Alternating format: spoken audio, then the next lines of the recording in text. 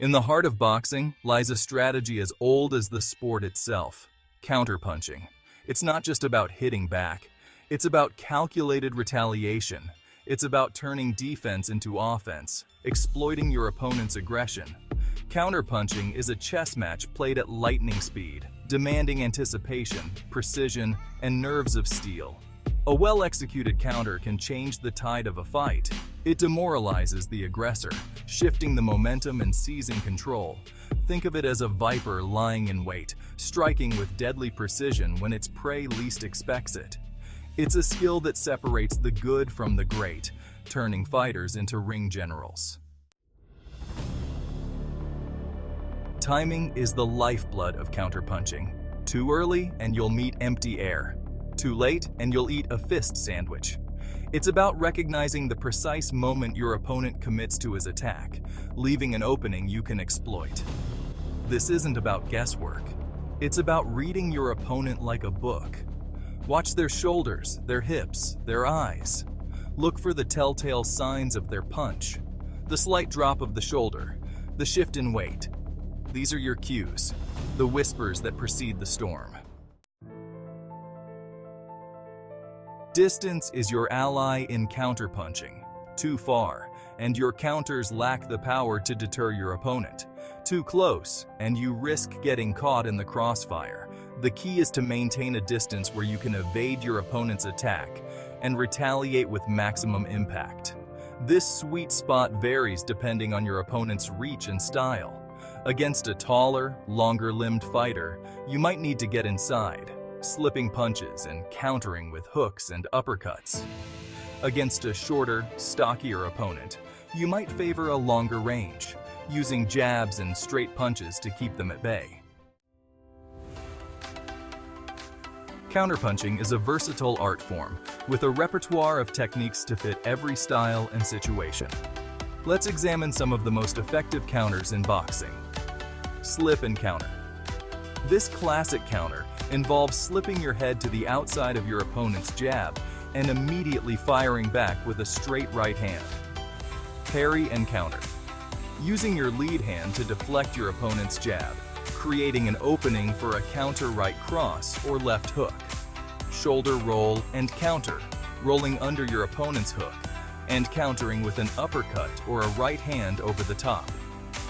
Pulling counter. Leaning back from your opponent's punch and simultaneously throwing a straight right hand, catching them off balance. Each of these counters requires precise timing, footwork, and technique. Mastering them is about repetition, drilling them until they become second nature. Section 5. Legends of the counter. Studying the masters of the sweet science.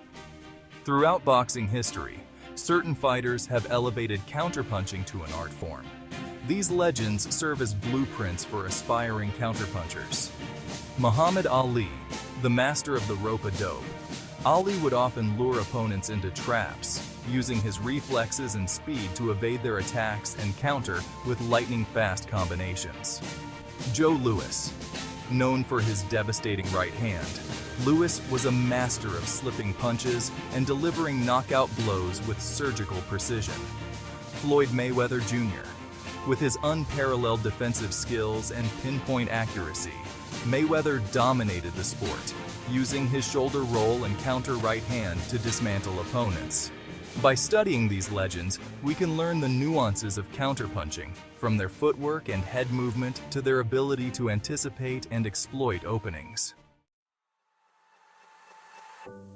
Section 6. Drills for counterpunching prowess. Sharpening your tools. Like any skill, counterpunching requires dedicated practice. Here are some drills to hone your skills. Mirror drill. Stand in front of a mirror, shadowboxing and practicing your slips, parries, and counters. Focus on your form, timing, and speed. Mitt work. Work with a trainer on the mitts, practicing specific counterpunching combinations. Focus on reacting to the trainer's cues and delivering sharp, accurate punches. Sparring. Sparring is crucial for developing your timing and distance management. Start slowly, focusing on defense and counterpunching, gradually increasing the intensity as you improve. Remember, consistency is key.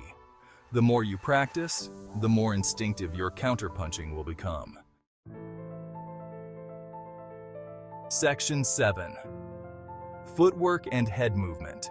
The foundation of evasive counterpunching. Counterpunching isn't just about your hands. It's about your entire body working in sync. Footwork and head movement are essential for creating angles, evading punches, and setting up your counters. Your feet should be constantly moving, adjusting your distance and positioning.